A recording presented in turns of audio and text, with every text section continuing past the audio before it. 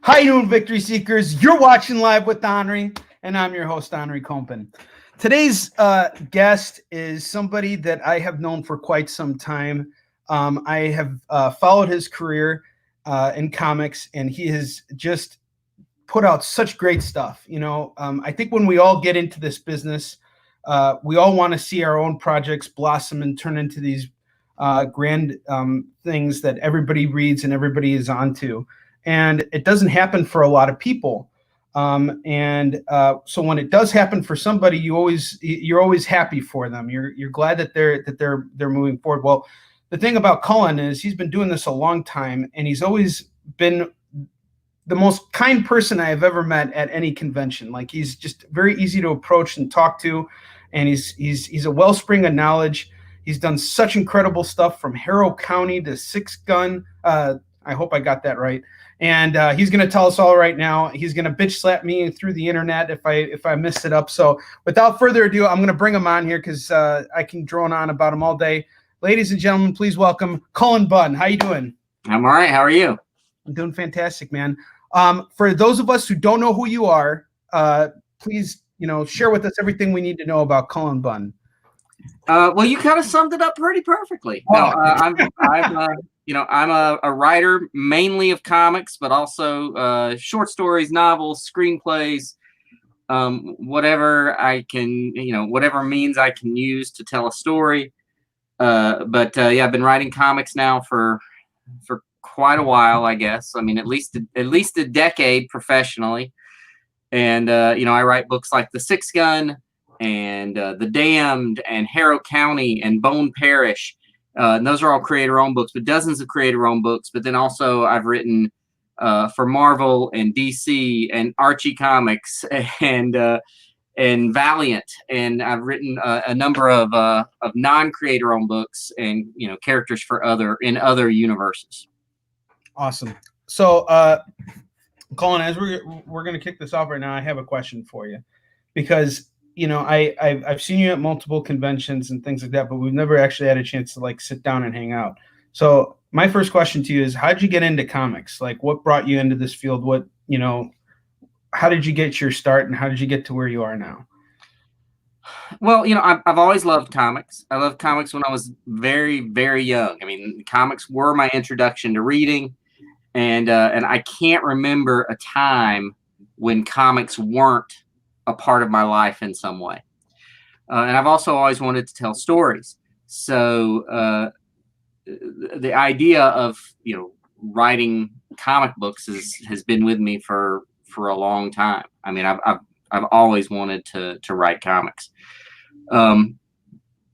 It took me a long time to figure out how to break into comics, though. It was not an easy path for me. I didn't know how to approach people. I didn't know how to network with editors and publishers, and I just didn't know how to make it happen. So it took me many years to figure out a path that got me to a point where I was actually writing comics that people were reading, that people could get there, even if they weren't reading them, that they could get their hands on them. Right. That's the goal, right? It's like, right. Is the availability. So, everybody seems to have their different way. I remember reading an article that was written about breaking into comics, and they had quoted Gail Simone and Mark Waid, and one of them had said that breaking into comics is like this firewall, and once you get through it, there's a block made for that one path of getting in the industry. And so basically, like, establishing yourself, you have to do it on your own terms in your own way.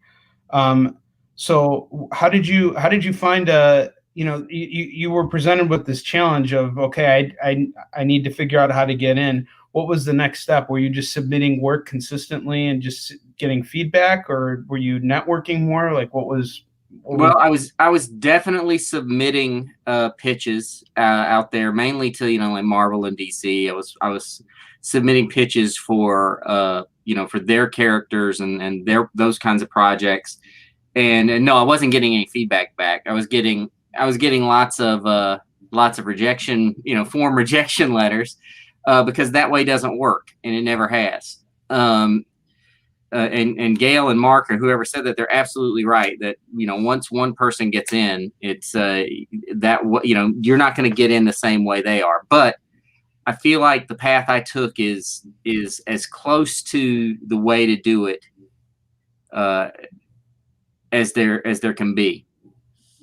But anyway, I was I was writing a lot of stories, not comics, prose, a lot of novel pitches, because I knew at least how to submit those things. I knew how to get that kind of work out to editors, and that's where I focused.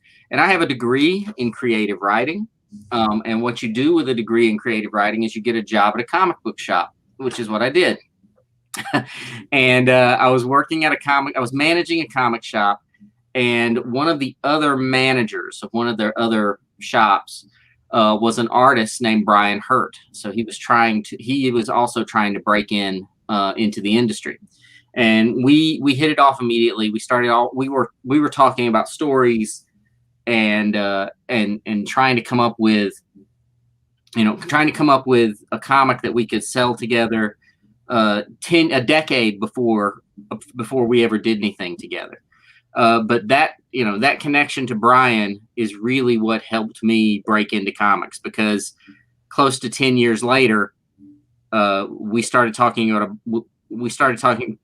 pitching books very seriously. We pitched a couple of things that didn't really get any traction, and then we pitched a book called The Damned together, and we pitched that to Onrie Press, and Onrie liked it, and they accepted it, and a couple of years later, that book actually hit the stand. So that was my first published paying. What was that feeling like? You get that exception letter, after all the work of submitting and not hearing anything. Because for me, I got nothing but rejection letters with the comics I put out so far. So I'm just wondering, like, what did it feel like the moment you got that? What were you doing? Well, it was super exciting. I was thrilled when we got the phone call. They said, yeah, we want to do this book, and it was surreal. And I also felt like, hot diggity, this is my ticket. I have a published comic book coming out, and now it's all gravy from here on out. It's easy street. Every comic I write is going to be sold, and every book, every concept I've ever had is going to be on the shelves. They're going to start knocking on my doors, and years went by without another project for me. It was The Damned was very well received. It had great reviews, and I leveraged that as much as I could to try to get other work. And I had the weirdest rejections I had one editor, who I will not name, tell me they thought The Damned was amazing, great story, but they thought that basically that I had done the best I could on my first project, and that's why they weren't going to give me another a shot at doing something with them, which was idiotic.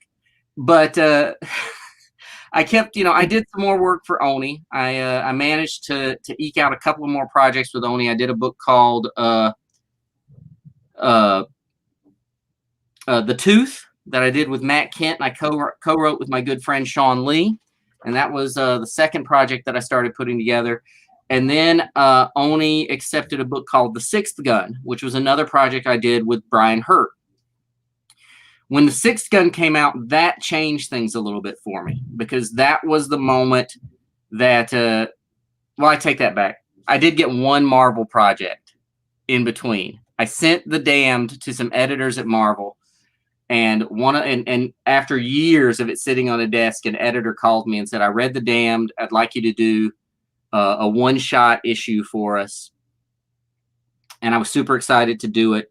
And it was one of the worst writing experiences I've ever had. I mean, it was god awful. I keep the notebook somewhere around here, because the notes I would get back were the worst notes ever. And the artist, who was a dream artist of mine to work with, would call me and say, the editor says you're late on your script. I was like, are you kidding me? My script's been turned in for 4 weeks. There's no way that I'm late. I haven't heard a single note. and it was and I walked away from that saying, I will never work for Marvel again. I have no interest in working for Marvel if that's what it's like, because it was one of the worst experiences I've ever had. So then after that, I focused back on my creator-owned stuff, and I did the Sixth Gun. And the Sixth Gun started getting a lot of attention, and I had editors. The first one that messaged me was an editor at DC, reached out and asked if I wanted to write a 4-issue arc of Superman Batman. So I did that, and then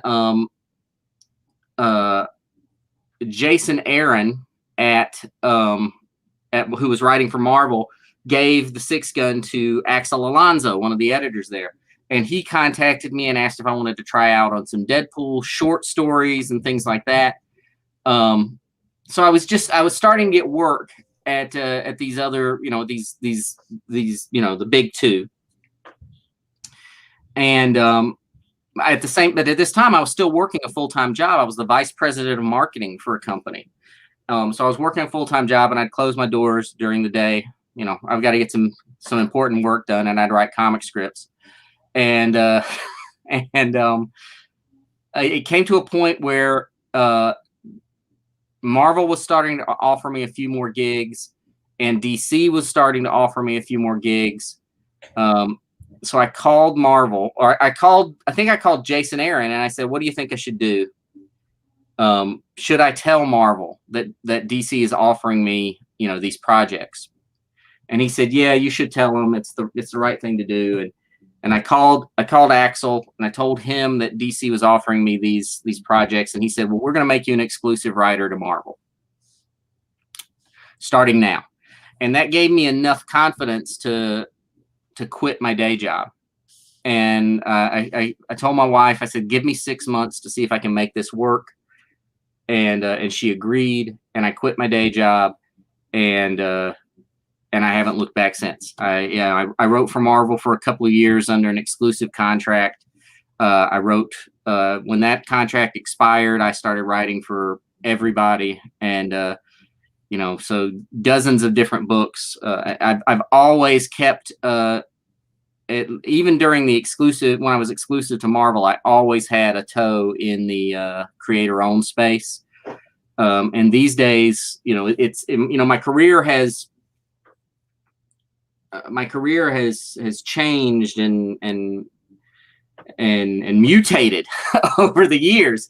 And these days I don't write very much for Marvel or DC. I write, primarily almost all my work is creator-owned. I do work for Valiant on some of their projects, but and I recognize just how fortunate I am and what rarefied air I get to breathe, that I can, at least for now, make a living doing my own comics and just make a living doing comics in general. But it's rewarding and it's humbling, but that's how I got there. And how I'm going to stay here, I don't know, because that's the equation that people don't think about. They think about breaking in, let's break into comics. But once you've broken in, you got to stay there. And I can tell you, I won't share some of the horror stories about staying in this business, but it can seem almost an impossible task. Absolutely. To the point that 2 years ago, I thought my career was over. And Chip, I thought my career was over, on multiple occasions. Well, yeah, I think that's part of it is if you can't reinvent yourself, if you can't course correct and adjust, your career will be over. Yes. And I think a lot of people, I think every creator goes through it. Some don't recognize it, and some don't recognize it until it's right up, it's right behind them. And then it grabs you like some sort of horrible monster. Yeah, for sure. But I think what's really cool is I had no idea that Brian Hurt was involved on the retail side. And just hearing the story about like how you got in, it's, when you look back on it, it's like, probably at the time you were going through this, you were just naturally going with the flow, but you made all the right steps. You see, I always thought when I also graduated with a degree in creative writing. And I did this one semester in LA thing where it was good because you got a sense of like what that environment's like. Like, you got to pick, Right. you got to be ready to, like, you know, have like multiple ideas and, you know, all that kind of stuff. And then, you know, aside from that, I interned at the Miami Herald one summer, but I never actually did the one thing I should have, which was try and intern at Marvel or try and work in a comic shop, you know, because I had a better paying job throughout college. So Sure. why would I leave that? But, you know, when I look at it now and I just think to myself, man, I'm learning so much about the retail side on the back end, when if I would have just gotten that job and worked those hours, you know, you could have learned a lot of stuff just being there. Now, having that retail experience, how did that help you kind of shape who you became as a writer, or does it have anything to do with it at all? You know, what would you say your retail experience gave you? Well, I think it, and I was working retail in comics during the era of Marvel versus DC, when that giant event kind of unfolded. And it was it was an interesting era in comics in general, because we were at that bubble, and the bubble was getting ready to burst. And I left, you know, the comic shop not long before that really happened. But I think one of the things it's done for me is I really appreciate comic book retailers, and hopefully that comes across. I try to, you know, comic book retailers are, for the writer, you know, that's their bread and butter.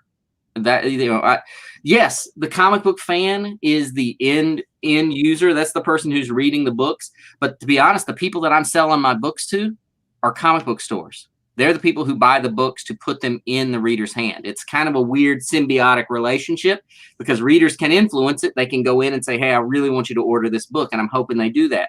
But the comic book retailer has, you know, so much influence on that. They stock the books. They talk to the good retailers talk to their customers about these books and about these creative teams and things that they're excited about. So it's giving me an appreciation for the retailer, and I really know that's a hard job. Running a successful comic shop it takes a level of fortitude that I don't think I have. And I manage a shop. I didn't own the shop. And I definitely didn't own shops through the most these difficult times, which are, you know, we're back at very difficult times again for comic book retailers.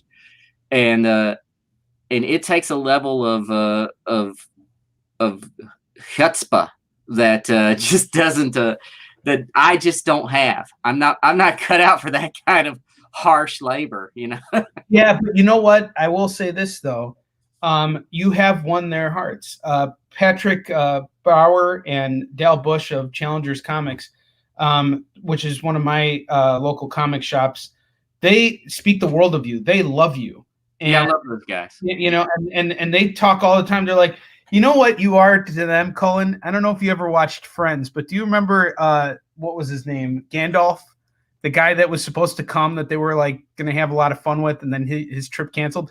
Like, you're like the Gandalf to the guys at Challengers. They love you that much, and that's the thing. I mean, you know, it's about having that kind of being the kind of person that people want to hang out with, because you're very right.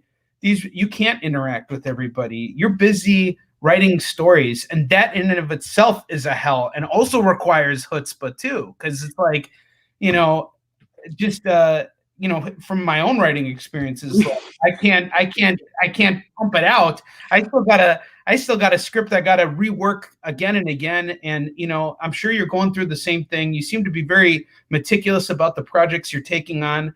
And, you know, that all requires so much like effort and energy. So I was wondering if you could tell us a little bit about your writing process. Maybe not exactly like the line by line of what you do, but like, how do ideas come to you? Where do you find inspiration? And, you know, what really makes you say, okay, this is the kind of project I want to do. This is what I want to allocate my time to, because it's like what you said to your wife. You said to her, give me 6 months and let me see where I can go with this. Now, all these years have gone by, and I'm sure you still have that same mindset in your head of let's see where this goes. So how do you kind of pick and choose your battles when it comes to what you're going to work on? Well, before I answer that, because that's a great question, I will say one thing, because you said I did everything right, in terms of, it sounded like I did everything right. And there's one thing I'd say I didn't do right.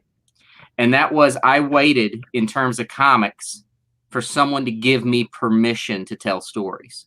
So I was sending out to editors and publishers, here, please let me write this story. Please let me write this story.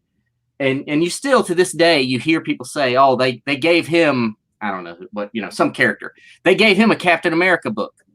And there are a few things that infuriate me more than someone telling me that I was given something or I'm going to give you something.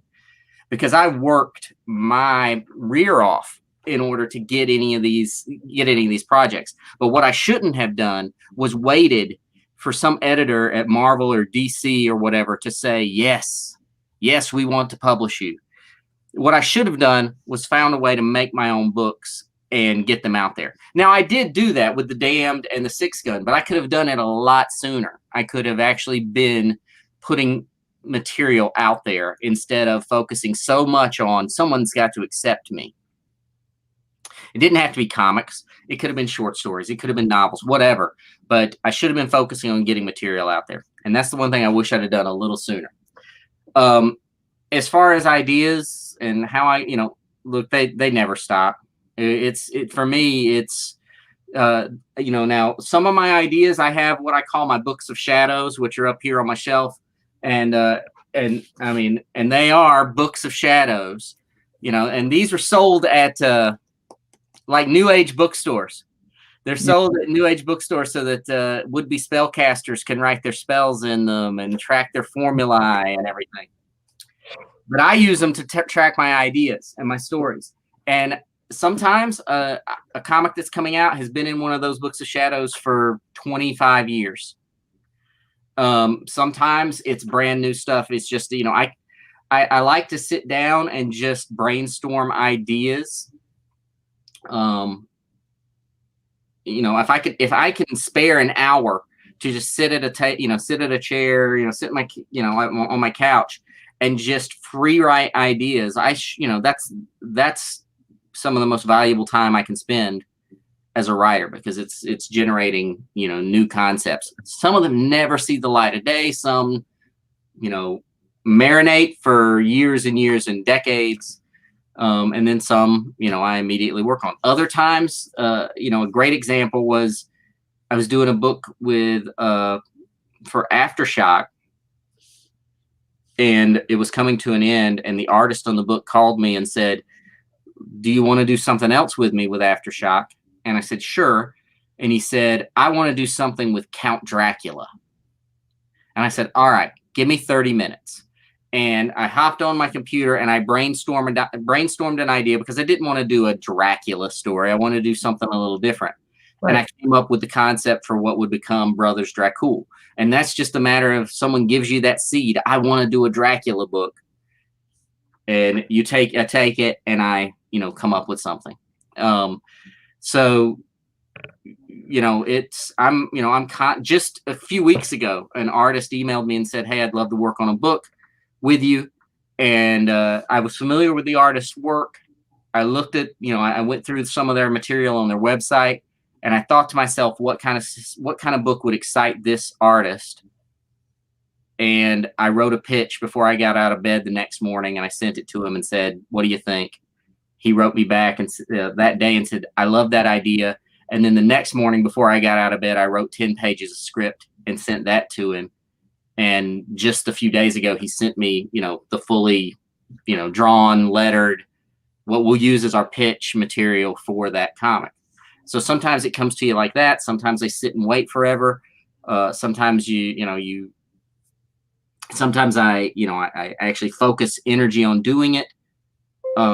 But there's no shortage of ideas. I mean, that running out of ideas is not something that scares me in the least. It's, that is, the ideas are going to come, and I, and where they're drawn from, who the heck knows, things that are going on, things that, I'm thinking about things that I thought about 30 years ago. Well, that's a very comforting feeling, though. Like realization, I should say, is that there's you can never run out of ideas when you're a writer, because you're right. Like I've been with my newest project right now. It started out as like this. I like to look at it as like a house of cards, and I was doing exactly what you were saying, just putting down notes, forcing myself to write a script, even though like everything that I was putting out there was like garbage that'll never see the light of day, whatever, Right. And then I get to a point where it's like, okay, I got 12 pages into my script. I'm making progress. And then all of a sudden, one little change, and I have to start completely from scratch. And then you kind of rebuild. And it's constantly like this house of cards that every time you make a realization, it might get blown out of the way. And not necessarily that the ideas get abandoned. It's like you're saying, they get marinated over time. And someone contacts you, and suddenly that idea is now popping because you were paired with the right artist. And I think that's really cool. I'm actually working on a project right now with an artist that is he did all the artwork. He just needed me to write everything in. Oh, sure. And it's such a different experience. It's like it like it moves faster, because it's like now you're working with an artist that actually likes your writing.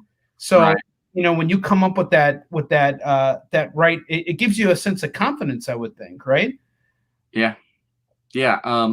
Well, it's one of the things, when for me, with one of the most rewarding parts of creator-owned books, when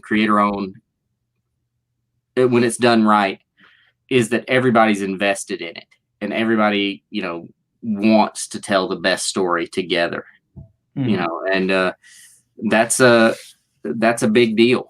It's a lot more than just saying, oh, here's a story that I'm being paid to write. In theory, you want to be invested in everything you work on, but that's not always the case. It's not always the case for the writer, and it's not always the case for your collaborators. But when everybody in the process is really engaged, it's lightning in a bottle. And now, taking it from that point, you get the book out. That's only half the battle. Now it's distribution. And when you're dealing with Diamond and just the one channel of distribution that exists for comics, making sure that your creator-owned book is seen, as opposed to the influx of stuff that is constantly coming out, there's a lot of stuff that you can try and prepare for. I want to say it's kind of like maybe doing like a Kickstarter, like you have this goal in mind of what you want to achieve, but you're not sure if you're going to be able to achieve it. And just dealing with distribution through Diamond in general is a huge mountain to climb.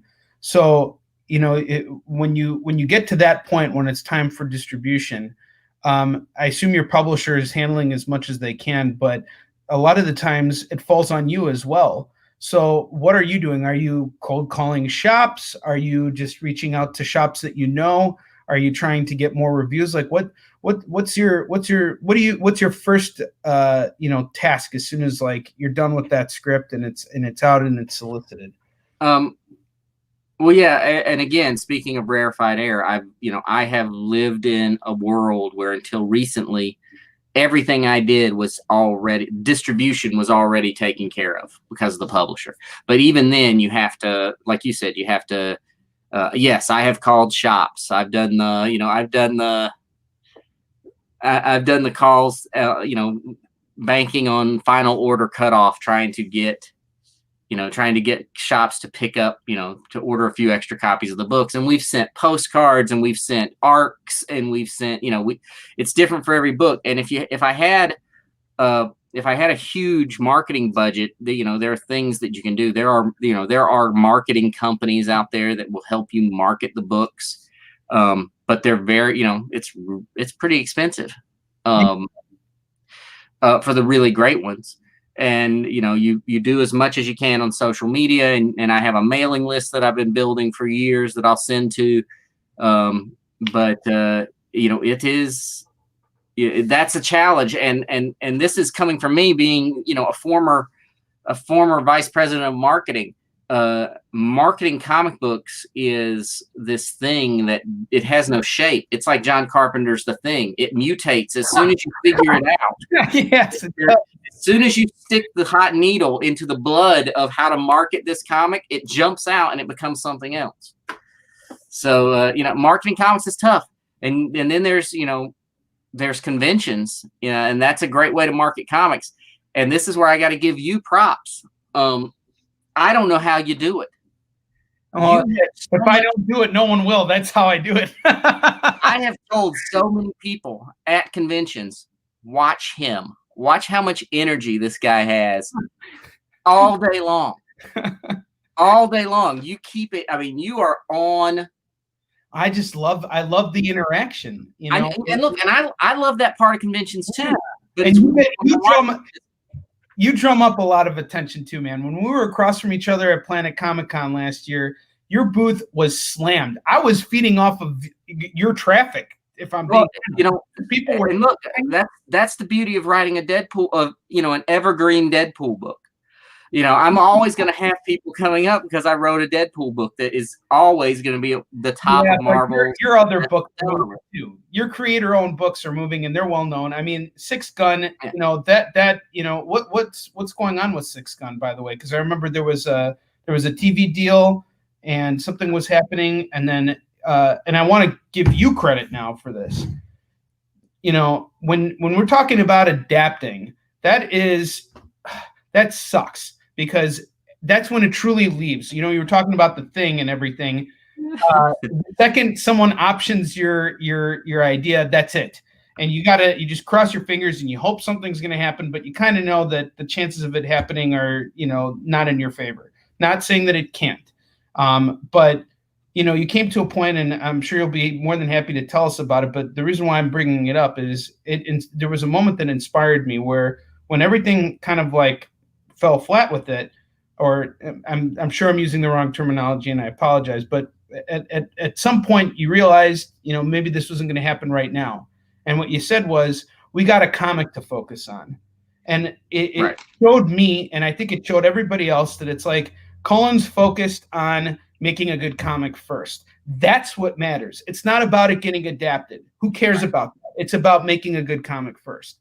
Right. So, that's something I remember seeing that. Well, look, I'm not going to lie to you. I do care about it getting adapted. I do, because there's a lot of money in those adaptations, and it can feed my family. And you're absolutely right. Adaptations are such a weird beast. In 2 weeks, in theory, I think, the adaptation of The Empty Man hits theaters. And it's a weird book. Because it definitely, I was not involved in the creation of the movie. I was kept involved. I gave feedback where I could and things like that, but it was not something where I had a ton of involvement. And yes, the Six Gun. They kept us well involved in the Six Gun the first time around, and it just didn't happen.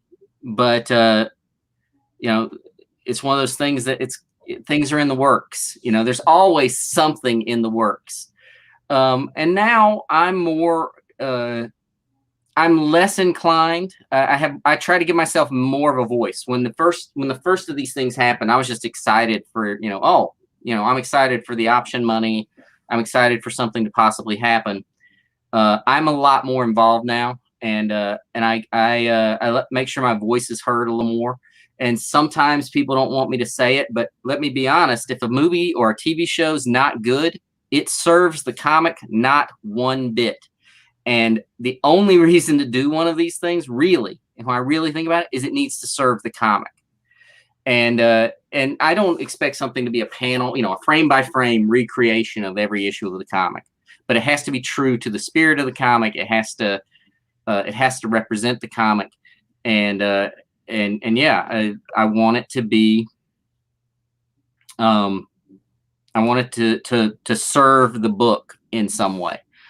And I've gotten, like I said, I've gotten much more involved. I wrote the pilot for the Harrow County adaptation that did not go through, but I was able to write the pilot. And while it was very different from the comic, it served, it was it was representative of the comic, and I felt like fans of the comic would enjoy it.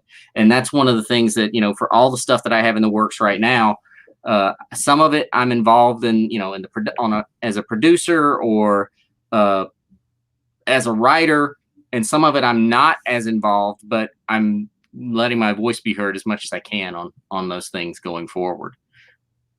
That's it. What do you say letting your voice be heard? How would you say you're doing that in specific? I mean, because, you know, there's a way of banging on someone's door and being like, "This is me talking," and then there's the other aspect of, you know, making sure that people know who you are and things like that. Like, what would you say if you could specify on that? Well, it's just speaking my mind. It's not about, you know, like I said early on, oh, these Hollywood producers are trying to make a show or a movie about my, you know, from my comic. And the first inclination is, well, they make movies and TV shows. Let them, you know, let them do what they do. They don't need to hear from me. But the truth of the matter is, they're making, you know, in this case, they're making adaptations of my work. There's already inherent. It's about seeing the value that really, if they're adapting it, they've already seen the value of your input. So there's really no reason I shouldn't say, well, here's some suggestions or here's some ideas. They don't have, and you know, it depends on the role you play on each adaptation. Sometimes they don't have to hear you out, and sometimes they don't have to, but they will, and sometimes they have to hear you out. You know, it's you know, if someone comes to you and says, I want to do an adaptation of your Victorian era murder mystery, but it's going to be on a space station and it's going to be about robots and there's no murder, I don't have to say yes. I don't have to take that paycheck. I can tell them no. And that's the thing that I think, especially creators who are just breaking in may not necessarily see that, because there's the immediate, hey, I really want to get involved, but it doesn't serve my Victorian era murder mystery to be taking place in a space station movie with robots, a robotic romance that doesn't even have the same title. You know, it doesn't, that doesn't serve the comic. And that's, you know, I would hope that more people can say, you know, no, I want to have a voice. I want to be involved. And I want to, you know, I want my presence at least to be felt in the, you know, in the comic or in the adaptation. Yeah, you know, it's interesting. I just this morning I finished watching the second season of The Boys, which was just phenomenal. And and I had Derek Robertson, the artist and the co-creator, on here about a month before the second season aired. And you know, just what he's talking about is very much like the kind of experience that we all kind of want to see, where it's like you get a chance to walk on set if you're lucky, and if you are, you get to meet these actors who have jobs now because of you, and you know, they want your involvement in there. They want to hear what you have to say. And I think it's sort of like in and of itself, whether the show succeeds or not, just getting to that point where you can you know, help improve something and talk to someone who's responsible for bringing that vision to a whole new platform. That's a very powerful feeling. But there's also this, it's like what you're saying, this attachment to, like, they better not F this up, because they're going to screw with my comic book sales. They're going to screw with my, you know, I mean, this is what I was banking on. This is how I'm going to put my kid through college, you know. And how do you find a way to disconnect yourself in a sense? Like, yes, you want to be heard, but at the same time, there has to be some sort of disconnect too, so that you don't burn bridges and you don't come off as being like the guy who's no longer allowed to be on set when you're adapting his work. Well, you have to be able to accept that this is, you know, that comic books and television, or comic books and film, are very different mediums. And what works in the comic may not work for, you know, for a TV show or the movie. And you have to be able to accept that. And you try to get your voice in there. You try to, make influence it in the ways you can. But you need to know you're not going to win every battle. And if you turn it into a battle, it will not benefit anybody. I mean, maybe in some extreme cases, you'd be better off burning a bridge. But, it's, I talked earlier about comic books being a collaboration and that being where it's the most exciting. And adaptations, if they're a true collaboration, that's where it can get exciting. I mean, I think I've said this elsewhere. The Sixth Gun TV show that we shot the pilot for, it was true to the comic. I mean, you could, watching the show, you'd say, okay, I know where this part was taken. It's part, taken from the comics, but it went in its own direction. And I've said it elsewhere. The stuff that the screenwriter added that was never in the comic was my favorite stuff in that pilot. That was the stuff that I was like, that's my favorite characters in the pilot, besides Bilgeon O'Henry. My favorite characters in the pilot were a pair of characters that he pretty much created whole cloth.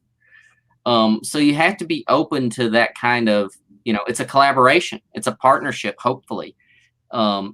Maybe if no one wants to treat it as a partnership and they don't want the original creators, that would probably piss me off a little bit. And look, I've burned so many bridges in this industry. It's you have burned bridges? You're the nicest guy I know. I am an excellent bridge burner. So I went for so many years, I was so meek and quiet, and I never wanted my voice heard. Or I wanted my voice heard, but I didn't know how to make it, make people listen. When I finally snapped, I became very angry.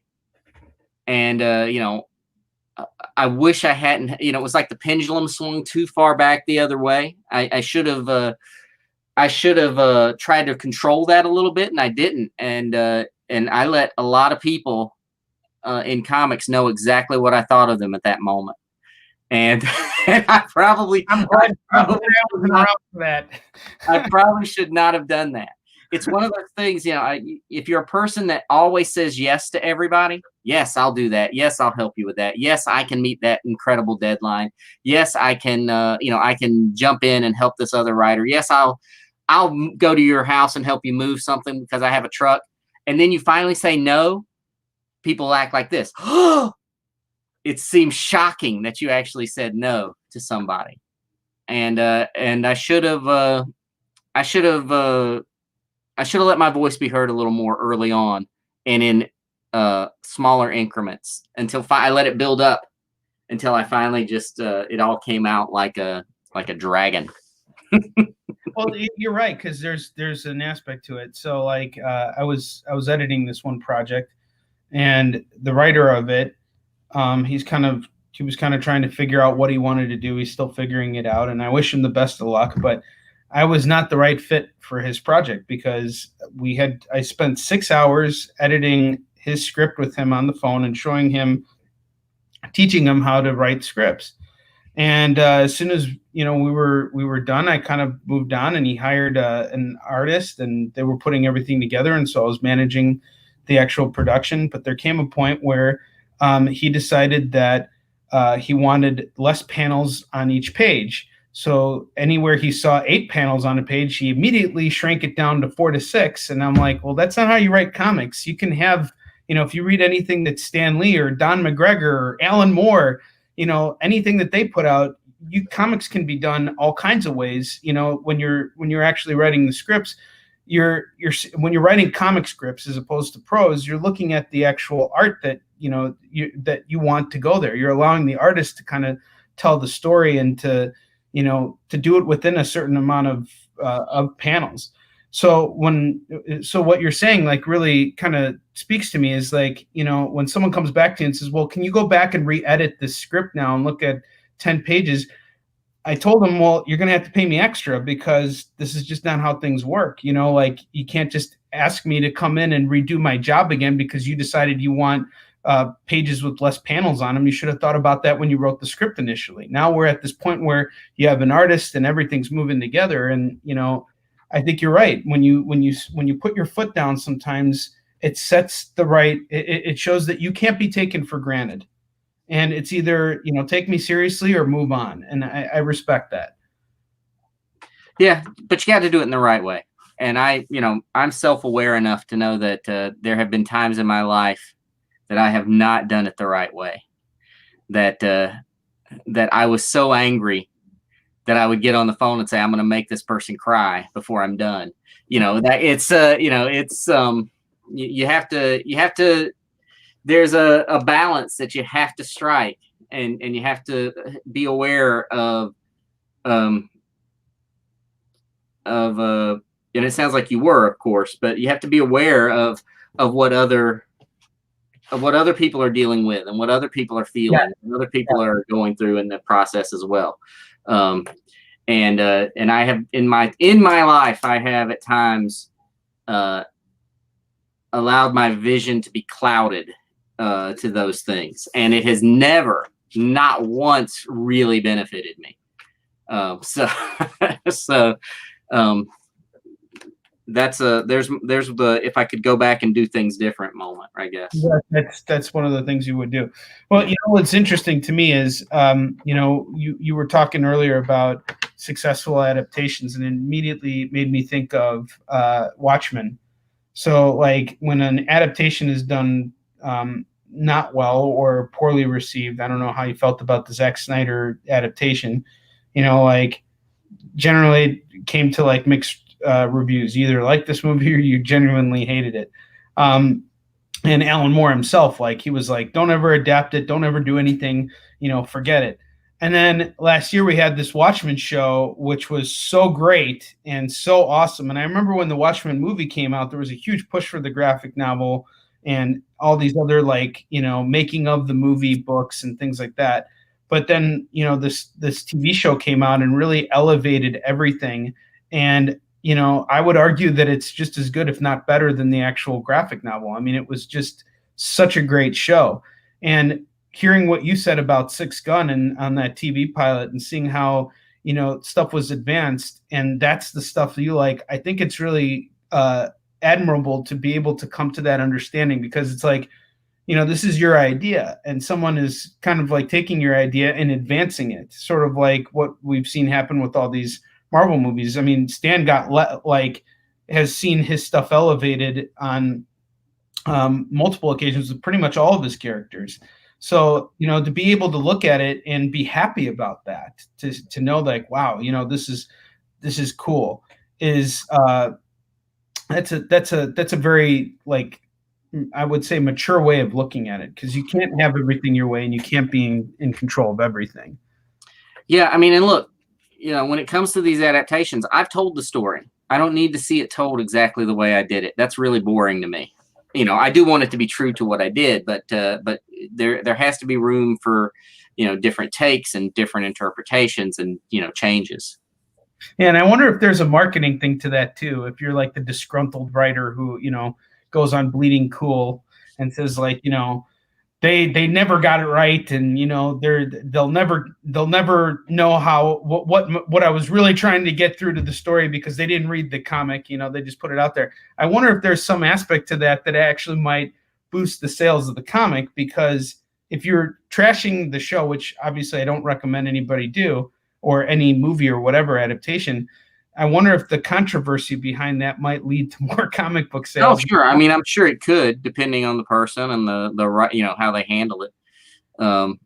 Again, marketing comics is an ever-changing unicorn. So, yeah, absolutely. I mean, there are some people who get out on these floors and just do, and, you know, that's the one thing is, you know, even with me, like, people ask, like, how do you do what you do? Well, I don't think what I do works for everybody. I think that everybody has their way of doing things and promoting. Like, there's this one creator, his name is Frank Gogol, and what he's done with his book is just tremendous.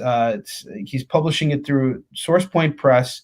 It's called No Heroin, and he just all of his books. He just has these really good marketing pushes for them, and I couldn't do what he does. You know, he's really got it on the retail front. You know. Well, yeah, I mean, it's different for everybody. There are, you know, you do it your way because that's what's true to you. There are lots of lots of creators who build almost this cult of personality around themselves, and that's one of the ways they do it. And I envy that. I wish I could build that kind of cult of personality. All I can do is be me, though. You know, I can't. I can't be any. I've never been. I should have started building that cult of personality, 30 years ago. Then maybe, but this is. All I've been building all my life is whoever I am right now. Right now. That's the best I can do. It may not be great for marketing comics, but that's what I got. Yeah. No, it's something. So how has this year treated you? Like given the fact that we went through this pencils down crisis, and then obviously conventions are on hold, and distribution has been halted and brought back and everything. So we're in this really weird funk right now. How have you managed to kind of like work your way through it? And what are you up to right now? Like what's on your plate that you can talk about, of course? Well, a few years ago, I said to myself, if I'm going to continue telling stories for a living, I have to reinvent myself. And then I took steps to do that. And I really thought going into this year that 2020, this is it. This is where the reinvention pays off. Nope, I got to reinvent myself again. So because I had pencils down on all of my work essentially, and I had books, with non-creator owned books with a couple of publishers that were either put on hold or just killed outright.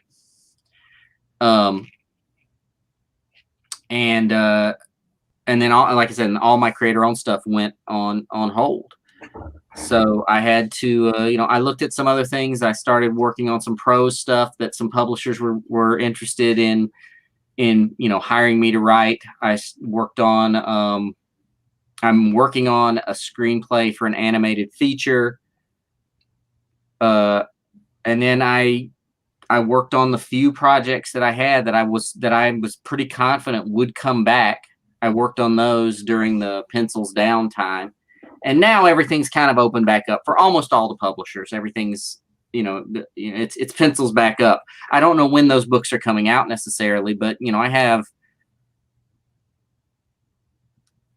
8 creator-owned projects on the slate for next year, and this is where everybody will say, "How do you find time to work on creator-owned books?" I'm like, well, there was a 6-month period of time where I had no paying work, so that's where I found the time in order to keep I wrote a bunch of projects. But that's the thing that's challenging about that, though, because you got to put your pencils down, or you're and yes, it's excellent. You did all the right things in that regard. You were writing and you were getting a whole bunch of stuff done, but there was also this aspect of thinking in the back of your mind, I got to take care of my family. I have to be able to, work and actually get a steady paycheck. And when, there is no distribution and there is none of that stuff, finding a way to stay be creative in these times is extremely difficult. So, were you just kind of like, did you know in your heart that like, okay, this is just temporary, did you know we would be where we're at now? And were you just kind of like, I didn't know where we were going to be. And I'll admit during that time, there was at least a 2-month period of time where I just didn't work. I was depressed. I was, burned out. I was tired. I came down here to my office every day, but I just sat and did nothing. And that's okay too. And I'm sure some people are still going through that. And so what? Do it. If that's what gets you through, then, carry on, do what you got to do. But, during that time, I wasn't producing paying work. I was still reaching out to editors and film producers and other creators and anyone I could, just to see, what am I trying to create for myself that when this is over, whenever that is, how do I carry forward? And I created some projects that I'm gonna kickstart, and things like that came out of this, and I created sort of a side project I'm doing on my Patreon called Deepest Catacombs, which I'm just giving out there for free if you want to read, which is a sort of a epic Dungeons and Dragons style fantasy comic that I tell in 1-page increments, each page by a different artist. And I just put those out for free just to entertain more, to just do something, to have something out there. And it's just keeping busy with whatever it is that keeps the creative juices flowing. I had enough, quote unquote, steaks in the fridge to get me through the months where there was no paying work coming in. Thank goodness. But, I don't count on those steaks being in the fridge the next time this happens. You got to now. Yeah. You got to get back to the front lines and do it. And it sounds like you're doing it. Colin, I want to thank you so much for your time, for coming down and chatting with me and letting me get to know you a little bit more. Honestly, man, I had so much respect for you before, but that's all gone. No, man, I'm telling you, I have doubled down on my respect for you, dude. You're the kind of guy I honestly, I hope when conventions come back, I hope when I see you at a convention next time that you and I can get a drink together and that you will tell me how you battled a mountain lion. Because just come over to my table. I'm drinking the whole time I'm there. That's how I managed to.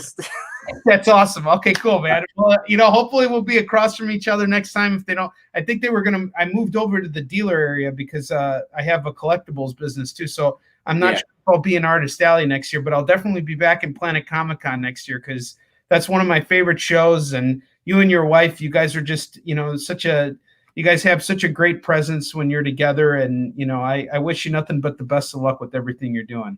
Well, thank you, man. I appreciate it. Good luck to you. Hopefully this dark timeline is not too awful for you right now. Well, there's been some silver lining, and certainly having a chance to get to know you more and understand your thinking has certainly helped. I mean, that's what gives me a broader perspective and helps give me direction, is talking to other people who are doing it and have done it. So I have had this banner running at the bottom here throughout the entire show, so we know where to buy your stuff. And I'm going to, tell you guys right now, anybody who's watching this show or anybody who will be watching the show later, go to cullenbunn.com, buy anything Cullen has written on the site.